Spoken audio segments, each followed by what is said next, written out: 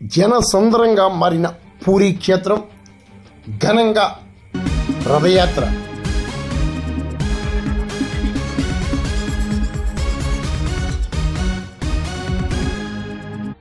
ఒడిశాలోని పూరీ క్షేత్రం జనసంద్రంగా మారింది.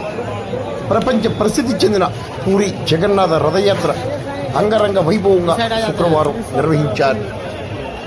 ప్రతి ఏటా ఆషాఢమాస శుక్లపక్ష విధియ నాడు పూరీ జగన్నాథ రథయాత్రను నిర్వహిస్తారు.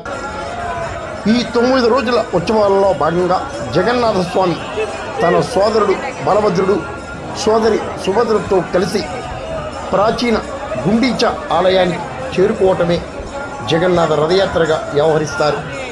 గుండీచా ఆలయాన్ని స్వామివారి జన్మస్థలంగా భక్తులు భావిస్తారు. మరి మీరు దర్శించండి.